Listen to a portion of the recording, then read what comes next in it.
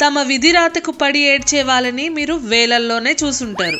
కానీ అదేంటో ఇతను ఉప్పుగుట్టపై కూర్చొని ఎందుకు ఏడుస్తున్నాడో? అవును, చెప్పలేదు కదూ, ఇతని పేరు విజయ్. ఈ ఏడుపు కథ 2 నెలల ముందు మొదలైంది. పదండి, అసలు ఈ ఏడుపు రోజు చూసే పరిస్థితి మన విజయ్ గారికి ఎందుకు వచ్చిందో మీకు ఈ కథని మొదటి నుండి చెప్తా. అప్పుడే కదా కథ మీకు అర్థమయ్యేది. దాదాపు 2 నెలల ముందు కథ ఇది. అజయ్, విజయ్ ఇద్దరు ఒకే తండ్రికి పుట్టిన మారు అన్నా తమ్ముళ్ళు. ఒకే చోట కలిసే ఉండేవారు. చెప్పుకోవడానికి వీళ్ళు మారు అన్నా తమ్ముళ్లే అయినా విజయ్ అంటే అజయ్కి చాలా శ్రద్ధ, జాగ్రత్తగా చూసుకుంటూ ఉంటాడు.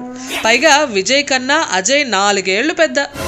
వీళ్ళిద్దరికీ ఒకే ఒక చుట్టం ఉన్నాడు, ఆయనే రామ్ భరోస్ బాబాయ్.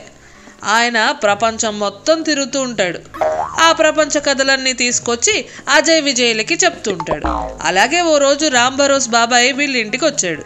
బాబాయ్ రండి రండి, ఈసారి ఏ దేశం వెళ్ళొచ్చారు? మన రామ్ భరోస్ బాబాయ్ గట్టు గట్టు నీళ్లు తాగాడు. ఏమంటావు బాబాయ్, ఈసారి ఏ గట్టు నీళ్లు తాగారు? బాబాయ్ చెప్పండి. ఏం చెప్పమంటారా అబ్బాయిలు, ఈసారి బొత్తిగా టేస్టే లేని దేశం వెళ్ళారా అబ్బాయి? ఏంటా దేశం? అదేమైనా తినేదా? ఏమంటున్నారు బాబాయ్? నిజం చెప్తున్నారా అబ్బాయి, మీ పెన్ను మీద ఒట్టు. ఈసారి మేము ఎలాంటి దేశం వెళ్ళి వచ్చామంటే ఫుడ్లో ఉప్పు లేదు, టీలో చక్కెర లేదు. దీనబ్బా, ఎన్నడూ లేనిది 2 నెలల్లో 20 కేజీల బరువు తగ్గిపోయా. వేరే ఏ దేశం రెండోసారి వెళ్తా కానీ ఈ దేశానికి మాత్రం ఇంకోసారి వెళ్ళేదే లేదు. ఏంటి బాబాయ్ ఏమన్నారు? నిజంగానే అసలు చక్కెర ఉప్పు లేదా? నెంబర్ వెదవని, 1 నెంబర్ కుక్క అని ఒప్పుకుంటాను, కానీ అబద్ధాల కోరుని మాత్రం కాదు. మీరు నమ్మితే నమ్మండి, లేకపోతే లేదు. ఆ దేశం పేరు లేని దేశం. అరే బాబాయ్, మీరు మమ్మల్ని అపార్థం చేసుకోకండి. మీరు మాకు నడిచే అట్లాస్ లాంటి వారు. మీరు ఏదంటే అది, నిజం అంటే నిజమే. ఇక అలా రామ్ భరోస్ బాబాయ్ వెళ్ళిపోగానే ఇద్దరు అన్నదమ్ములు ఒకరితో ఒకరు మాట్లాడుకోవడం మొదలుపెట్టారు. విజయ్కి అజయ్ ఇదే వ్యాపారం చేయడానికి సరైన అదును అని నచ్చ చెప్పడానికి ట్రై చేస్తున్నాడు. ఇక్కడ ఉప్పు కొని అక్కడ అమ్మడం కొంచెం కష్టమే అయినా ప్రాఫిట్ మాత్రం బాగా ఉంటుంది అని చెప్పాడు అజయ్. మన విజయ్ ఏమో అత్యాసపరుడు. నేనైతే ఈ పనికి రాను, నువ్వు వెళ్ళాలి అనుకుంటే వెళ్ళు, నీ ఇష్టం. కానీ మనసులో విజయ్ ఏమనుకుంటున్నాడంటే, ఒక్కసారి అజయ్ ఇల్లు దాటి వెళ్ళగానే ఇల్లు భూమి రెంటిని తన సొంతం చేసుకోవాలి అనుకున్నాడు. అందుకే అజయ్ని వెళ్ళమని ప్రోత్సహిస్తాడు కూడా. ఇక అజయ్ సారు ఉప్పు బస్తాలన్నీ తన బండ్లో వేసుకొని పేరులేని దేశం వైపు ప్రయాణం మొదలు పెడతాడు. మన అజయ్ పేరులేని దేశం చేరగానే అతను అక్కడి రాజు ముందు హాజరు కావాల్సి వస్తుంది. మీరు ఏదో తెల్లటి వస్తువుని అమ్మడానికి మా దేశం తీసుకువచ్చారని మా దాకా చేరింది. మహారాజా, ఈ వస్తువు చాలా పాత వస్తువే, కాకపోతే బహుశా మీ దేశంలో లేనట్టుంది, అందుకే కొత్తగా ఉంది. ప్రపంచం మొత్తంలో మాదే చాలా సంపన్న దేశం. మా దగ్గర ఏదైనా లేదు అంటే అది ప్రపంచంలో ఎక్కడా ఉండి ఉండదు. మంచిది మహారాజా, మీరు తప్పుగా ఆలోచిస్తున్నారు. తప్పు మాట్లాడితే ఆ దేవుడు నాకు తల కొట్టేస్తాడు. ఇప్పటి వరకు నేను ఎన్ని దేశాల్లో భోజనం చేశానో మీ దేశంలో ఉన్నంత చెత్త భోజనం ఇంకెక్కడా లేదు. ఈ దురహంకారానికి నీకు శిక్ష వేయగలం, జాగ్రత్త. తెలుసు మహారాజా, నాకు ఈ విషయం కూడా తెలుసు మహారాజా. నిజం చెప్పడం శిక్షార్హం కాదని. నీ ఉద్దేశం ఏంటి? ఉద్దేశం మంచిదే మహారాజా, నేను నిజమే చెప్తున్నాను. ఈ తెల్లటి పదార్థాన్ని మీ భోజనంలో కలిపితే మీ భోజనం మరింత రుచికరంగా అవుతుంది. నేను అబద్ధం చెప్తున్నాను అంటే మీకు ఎలాంటి రుచి అనిపించదు. అంతేకాదు మీ భోజనం కూడా పాడైపోయిందేమో అనిపిస్తుంది. నన్ను నమ్మండి మహారాజా. సరే అయితే నీ ఈ తెల్లటి పదార్థంతో ఎలాంటి మాయ చేయగలుగుతావో చేసి చూపించు. అది గనుక జరగకపోతే ఈ ఊరి ద్వారానికి నీ శవాన్ని వేలాడదీయిస్తాను, జాగ్రత్త. మహారాజు నుండి హెచ్చరిక విన్న తర్వాత సరే అని అజయ్ తన పనిలో నిమగ్నమైపోతాడు. వంట పూర్తిగా చేసిన తర్వాత అందులో ఉప్పు చల్లుతాడు. ఈ ఉప్పు ఏదో కాదు, ఇంతకు ముందే రాజు చెప్పిన తెల్లటి పదార్థము. వంట చేశాక రాజదర్బారులో అందరికీ వడ్డిస్తాడు మన అజయ్. అందరూ భోజనం చేస్తూ వేళ్ళు కూడా నాక్కుంటారు. భోజనం చేశాక మహారాజు మన అజయ్ గారిని మరోసారి రాజదర్బారులోకి పిలుస్తారు. అత్యద్భుతం, అమోఘం బాటసారి. నువ్వు తెచ్చిన తెల్లటి పదార్థాన్ని మాకు ఇచ్చేయి. దానికి బదులుగా నీకు ఏం కావాలో అడుగు. మహారాజా, నేను తీసుకువచ్చిన తెల్లటి పదార్థం మీ రాజ్యంలో చాలా ఖరీదైంది.